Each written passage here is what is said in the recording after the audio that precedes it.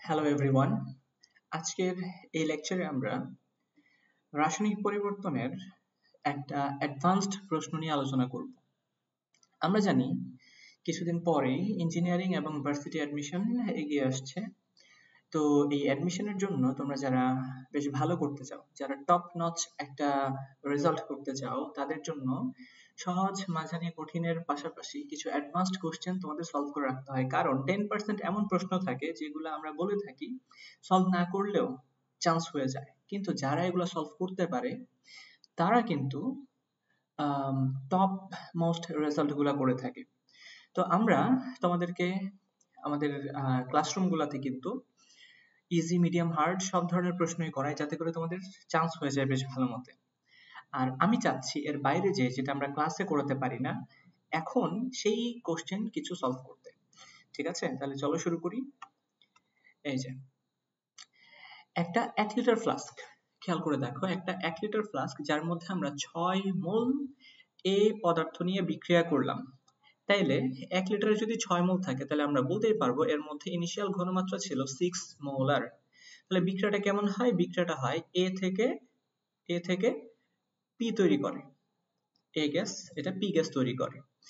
The progress of the product formation at two temperature in Kelvin এ কিন্তু T1 এবং T2 দেখা যাচ্ছে। T1 টেম্পারেচারে আমাদের প্রোডাক্টের অ্যামাউন্ট 4 মোলার, এই তো এখানে দেওয়া আছে। আর T2 টেম্পারেচারে প্রোডাক্টের অ্যামাউন্ট হচ্ছে 2 মোলার, এবং এটাও দেওয়া আছে যে T1 টা 2 টাইমস অফ T2 এর দ্বিগুণ।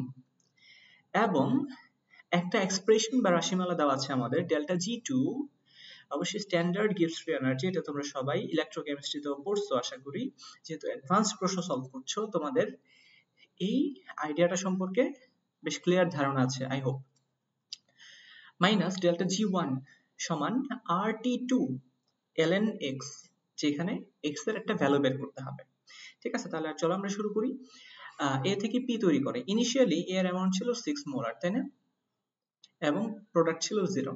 যখনই রিঅ্যাকশনটা সামনের দিকে প্রসিড করে, তখন আমরা ধরে নিচ্ছি যে x মোলার পরিমাণে এটা ভেঙে যায়।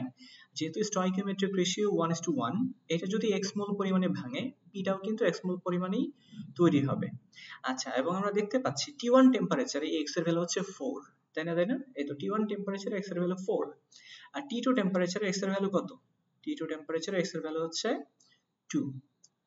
ওকে, তাহলে এবার আমরা খুব সহজে প্রসিড করি। আমরা জানি ডেল্টা জি gives free energy সমান minus RT ln equilibrium constant, তাই না? এটার একটা ছোট্ট প্রমাণ আছে, আমি যদিও প্রমাণটা এখন আর দেখাবো না, প্রমাণটা খুবই নিষ্প্রয়োজনীয়। এই সূত্রটা খেয়াল করবা, নন স্ট্যান্ডার্ড gives free energy সমান standard gives free energy plus RT ln equilibrium constant.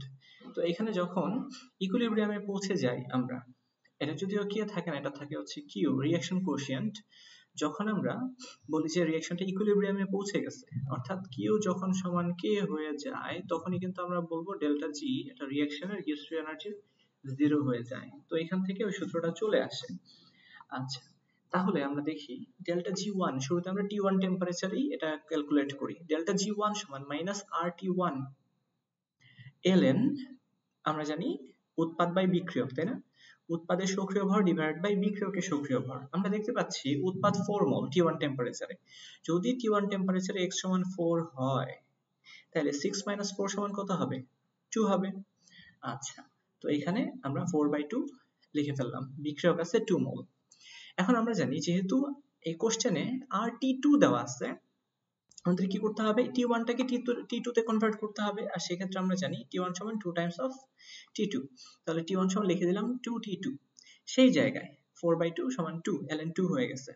খেয়াল করে দেখো, আমরা জানি লগ এর সময় যেটা বামে গুণ অবস্থায় থাকে, সেটাকে কিন্তু আমরা ভেতরে ইনপুটের মধ্যে ঘাত হিসেবে পাঠাতে পারি। অর্থাৎ এই 2 টাকে আমরা এই 2 এর উপরে স্কয়ার করে দিলাম, অর্থাৎ 2 স্কয়ার হয়ে গেছে। এই হচ্ছে আমাদের ডেল্টা G1। আচ্ছা, আমরা যদি ডেল্টা G2 বের করি, কি হবে? ডেল্টা G2 সমান মাইনাস RT2 ln। আচ্ছা, এবার আমরা চিন্তা করি T2 টেম্পারেচারে আমাদের প্রোডাক্ট কত ছিল দেখতে পাচ্ছি T2 টেম্পারেচারের প্রোডাক্টের অ্যামাউন্ট হচ্ছে 2 মোলার। এখানে আমরা লিখে দিলাম 2 মোলার। আচ্ছা প্রোডাক্ট যদি 2 মোলার হয়, এটা যদি 2 হয়, তাইলে 6 - 2 রিঅ্যাকট্যান্ট কতটুকু অবশিষ্ট আছে? রিঅ্যাকট্যান্ট অবশিষ্ট আছে 6 - 2 = 4। তাহলে আমরা লিখে দিব মাইনাস RT2 ln 1/2। আচ্ছা তাহলে এবার আমরা কিন্তু আমাদের উদ্দিষ্ট গোলটা এটা আমরা পেয়ে গেছি। খেয়াল করি ডেল্টা জি আগে কি আছে, delta G2 minus delta G1 সমান আমরা কি লিখবো, ডেল্টা G2 সমান হচ্ছে মাইনাস RT2 ln হাফ আর আমরা জানি delta T1 minus RT2 minus minus হয়ে যাবে কি প্লাস, তাহলে RT2 ln 2 স্কয়ার মানে কত 4। তাহলে আমরা একটা কাজ করি, আমরা সকলে জানি এই RT2 এখানে দেওয়া আছে কিন্তু শুধু RT2, সুতরাং আমরা মাইনাসটাকে রাখবো না, মানে মাইনাসটাকে কমন নিব না। RT2 এইখানে আমরা দেখতে পাবো ln 4 মাইনাস ln 1/2 তাহলে আমরা লিখে দিলাম RT2 ln আমরা দেখতে পাবো বিয়োগ হলে কি হয় ভাগ হয়ে যায়, তাই না? 4 আর এখানে আছে হাফ। তাহলে আমরা লিখবো কি RT2 ln 4 কে হাফ দ্বারা ডিভাইড করলে কত হবে 8 হবে। সুতরাং আমরা কিন্তু পেয়ে গেছি এই তো what is the value of x, the value of x is কত 8। by the way আমরা কিন্তু এটাও x ধরে নিয়েছিলাম, সুতরাং এটা আমরা x না ধরে অন্য কিছু ধরে নিতে পারি, তাই না? আমরা a ধরে নিতে পারি, তো a ওটা যেহেতু x ছিল আমরা এটাকে a ধরে নেই, এই তো a ধরে নিলাম, তাহলে কাজ শেষ a।